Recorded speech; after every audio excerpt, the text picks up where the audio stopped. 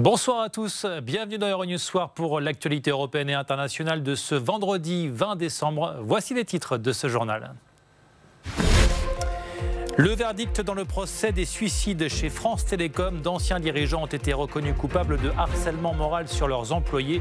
Ils écopent de 4 mois de prison ferme, une sentence inédite. Au Royaume-Uni, l'accord de Brexit de Boris Johnson a franchi une première étape au Parlement. 3 ans et demi après le référendum, la sortie de l'impasse se profile enfin pour les Britanniques.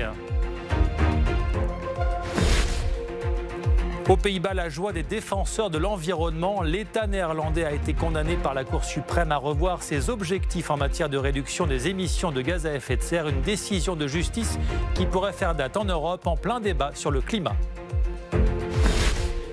Et puis on parlera de l'un des grands cinéastes italiens, Federico Fellini, l'auteur de la Dolce Vita et d'autres grands classiques du cinéma. Sa ville natale Rimini lui rend hommage pour le centenaire de sa naissance. Bienvenue en France, c'est un procès historique, symbole du mal-être dans l'entreprise qui vient de rendre son verdict. Le procès des ex-dirigeants de France Télécom, jugés suite à la vague de suicides qui avait frappé il y a quelques années l'entreprise, alors en pleine restructuration.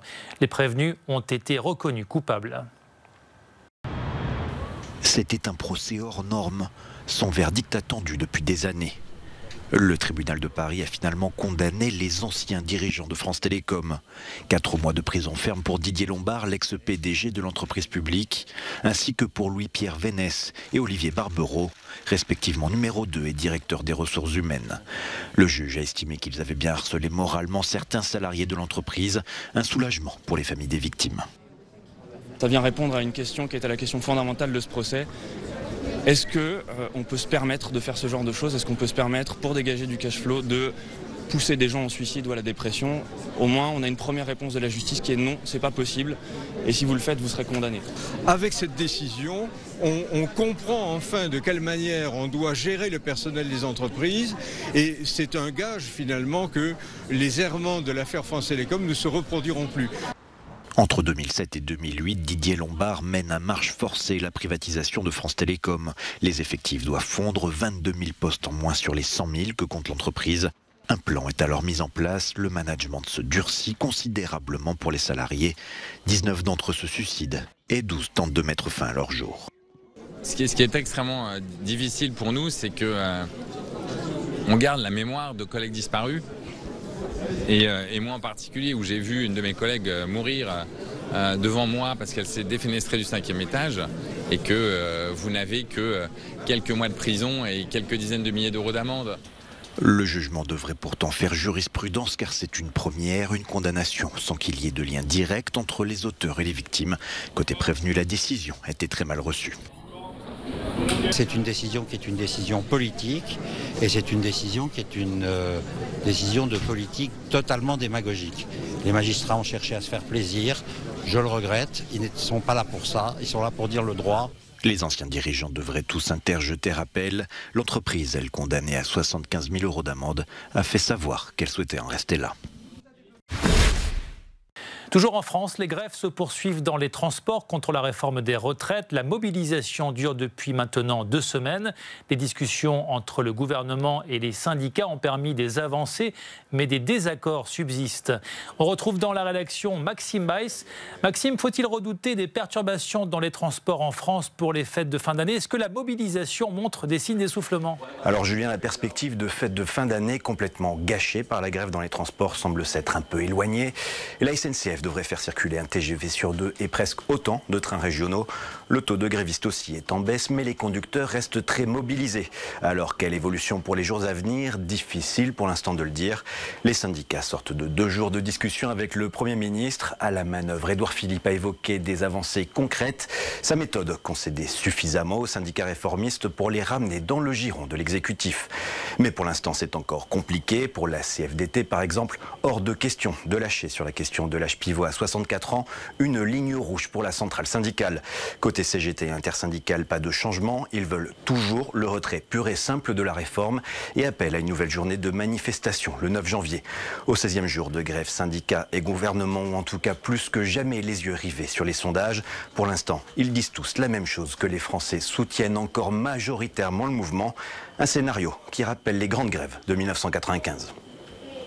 Merci Maxime Weiss depuis la rédaction d'Euronews.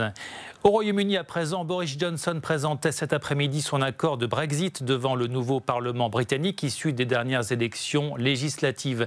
Son texte de retrait a remporté un premier vote des députés, ce qui ouvre la voie à une adoption définitive en janvier et donc à la sortie effective du Royaume-Uni de l'Union européenne. Stéphanie Morbois. The ayes to the right, 358. The noes to the left, 234. Avec 358 voix pour et 234 voix contre, la Chambre basse britannique a approuvé ce vendredi le projet de loi traduisant dans la loi l'accord de divorce négocié avec Bruxelles. C'est une première étape décisive qui met sur les rails sans attendre Noël la sortie du Royaume-Uni de l'Union européenne le 31 janvier. Le moment est donc venu de nous réunir et d'écrire un nouveau chapitre passionnant de notre histoire nationale, et de forger un nouveau partenariat avec nos amis européens, de nous tenir debout dans le monde, de commencer la guérison. Son rival travailliste ne cache pas sa colère quant aux engagements pris par le Premier ministre, en particulier sur les droits des travailleurs qui n'ont pas été inclus dans le projet de loi. Elle ne protégera ni ne renforcera nos droits, ni ne soutiendra notre industrie manufacturière, ni nos relations commerciales vitales, ni ne protégera notre monde naturel en cette période de crise climatique sans précédent. Elle ne permettra pas non plus de remédier à la profonde inégalité de notre système, ni de garantir les intérêts de chaque nation et région du Royaume-Uni. Sous les conservateurs, cet accord sera plutôt utilisé comme un bélier pour nous pousser sur la voie d'une déréglementation encore plus poussée et d'un accord toxique avec Donald Trump. Charles Michel, le nouveau président du Conseil européen, a salué une étape importante. Il a averti qu'une concurrence équitable devait constituer la base de la relation que doivent nouer le Royaume-Uni et les 27 après le Brexit.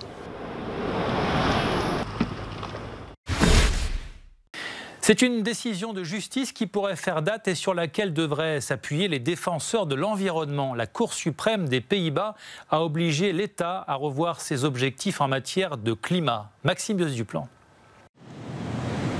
Un procès historique aux Pays-Bas et une confirmation, celle de la Cour suprême, qui ordonne au gouvernement de réduire ses émissions de gaz à effet de serre d'au moins 25% d'ici 2020. Par deux fois, le pays a contesté des décisions similaires. À l'origine, une plainte de 900 Néerlandais emmenée par une ONG, Urgenda, en 2015. Cette obligation est fondée sur les articles 2 et 8 de la Convention européenne de sauvegarde des droits de l'homme. Ces articles impliquent une obligation positive pour l'État néerlandais de prendre des mesures raisonnables et appropriées pour protéger les résidents des Pays-Bas contre le risque sérieux d'un changement climatique qui menacerait la vie et le bien-être de nombreuses personnes aux Pays-Bas. That would threaten the lives and well-being of many people in the Netherlands. L'ONG Greenpeace a qualifié cette décision d'immense victoire pour la justice climatique. Devant la Cour suprême, une poignée d'activistes climatiques faisaient entendre leur voix. Je pense qu'il est important que nous agissions maintenant. Je veux avoir un avenir où je peux être en bonne santé et pouvoir vivre. Et les générations après moi, je pense que c'est vraiment important. Les Pays-Bas sont particulièrement vulnérables face aux conséquences du réchauffement climatique. Près d'un tiers du pays se trouve en effet au-dessous du niveau de la mer. On en vient à présent à la crise politique au Liban. De nouvelles manifestations ont éclaté après la désignation du nouveau chef du gouvernement, Hassan Diab, un ancien ministre de l'Éducation qui est soutenu par le Hezbollah. Il succède au démissionnaire Saad Hariri. Le point avec Sandrine Delorme. C'est sous haute sécurité que le Premier ministre libanais, tout juste désigné, est rentré chez lui hier soir. La nomination de Hassan Diab, universitaire, ancien ministre de l'Éducation, ne passe pas, ni auprès des manifestants qui réclament un gouvernement de technocrates depuis 2 mois, ni auprès des partisans de l'ancien chef de gouvernement Saad Hariri. Pourtant, Hassan Diab, 60 ans, sunnite, clame son indépendance, se revendique technocrate et dit comprendre les manifestants. Ils ont le droit de protester. Les manifestants souffrent depuis des années et nous devons gérer tous les problèmes qu'ils ont soulevés. Ils ont 100% raison. Il nous faut la volonté et l'administration pour le faire. Les manifestants campaient toute la nuit en bas de l'immeuble où il habite à Beyrouth. Peu connu des Libanais, cet universitaire n'est membre d'aucun parti, mais il a été soutenu par le mouvement chiite Hezbollah et Amal, ainsi que par la formation chrétienne du président Aoun pendant le processus de désignation. Pas par le principal parti sunnite de Saad Hariri, et ces manifestants ne le croient pas capable de diriger le pays. Aujourd'hui, le pays est au bord de l'effondrement économique et social. Et on a besoin de quelqu'un qui a une vision forte pour mener le pays sur le bon chemin. On n'a pas besoin qu'ils nomment un sunnite juste parce qu'ils doivent nommer un sunnite. Si Hassan Diab n'obtient pas le soutien du principal parti sunnite, le courant du futur de Saad Hariri qu'il doit rapidement rencontrer, il risque de toute façon de ne pas être en mesure de pouvoir former un gouvernement. Dans la nuit, les manifestations de colère à son encontre ont pris de l'ampleur à Beyrouth, mais surtout à Tripoli, où des manifestants ont bloqué les routes et appelé à une grève générale alors que les écoles restaient fermées. D'autres axes routiers dans plusieurs régions du Nord ont été temporairement coupés. Alors on en vient à notre rubrique Euroviews. Chaque jour un tour d'horizon de l'actualité vu par nos autres rédactions et en partie en version originale. 3 Jahre nach dem islamistischen Anschlag auf dem Weihnachtsmarkt an der Gedächtniskirche. Notre bureau allemand revient sur un douloureux anniversaire à Berlin, les 3 ans de l'attentat terroriste au marché de Noël. Un camion avait foncé dans les stands faisant 12 morts et des dizaines de blessés. Une cérémonie de recueillement a eu lieu en hommage aux victimes qui étaient originaires d'Allemagne mais aussi de Pologne, d'Italie, de République tchèque, d'Israël et d'Ukraine. Wie in eine Menschenmenge auf dem Weihnachtsmarkt gelenkt. В Москве, по официальной информации, вечером в четверг в результате стрельбы штаб-квартиры ФСБ на Лубянке. Notre bureau russe revient sur cette fusillade hier soir à Moscou, près du siège du FSB, les services de renseignement. Le tireur a été abattu, mais ses motivations demeurent floues. La fusillade a éclaté quelques heures après la fin de la conférence de presse annuelle de Vladimir Poutine. Un agent du FSB a été tué dans les échanges de tirs. 2 autres sont également grièvement blessés. Foi há 20 anos. 20 de dezembro de 1999, Macao... Notre bureau portugais revient sur le 20e anniversaire de la rétrocession de Macao, l'ex-colonie portugaise, à la Chine. Le président chinois assiste aux célébrations. Il a salué le patriotisme de Macao comme un pied de nez aux manifestants de Hong Kong. Há pouco tempo, à procura de novas oportunidades. C'est l'un des plus grands cinéastes de son temps, Federico Fellini, l'auteur de films comme La Strada ou La Dolce Vita, mort en 1993. Sa ville natale, Rimini, lui rend hommage cette année à l'occasion du centenaire de sa naissance. Stéphanie Morbois. Ne vous méprenez pas, l'ambiance festive qui règne à Rimini au nord-est de l'Italie n'est pas uniquement liée à la période de Noël. La ville rend hommage à l'un de ses plus célèbres enfants, le cinéaste Federico Fellini, né ici, il y a 100 ans. Au programme, une exposition avec de nombreux documents originaux et un tour de la ville qui propose aux visiteurs de suivre un tapis rouge pour revisiter la cité avec le regard de Fellini. Fellini disait tout avec des images. Alors en volant avec ses ballons, on imagine que ce tapis rouge entre dans un théâtre extraordinaire, inauguré par Verdi au XIXe siècle, le traverse, monte sur scène et derrière la trappe s'ouvre sur une porte qui donne sur le château Renaissance des Malatesta.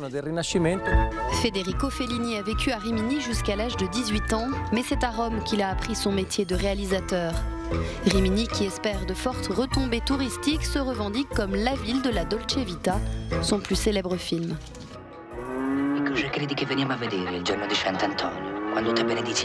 Rimini, c'est l'enfance, l'Italie provinciale, la montée du fascisme, la médiocrité de la population, une Italie qu'il déteste, mais pour laquelle il a néanmoins de la tendresse et parfois de la nostalgie.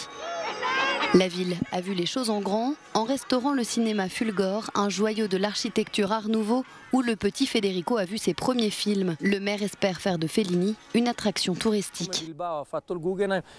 Tout comme Bilbao a fait le musée Guggenheim, nous faisons un musée international avec 3 axes. Le château Renaissance des Malatesta, le cinéma Fulgore et une place qui unit le cinéma et le château qui deviendra un cirque à Marcorde ou un grand plateau de cinéma comme dans Otto et Mezzo.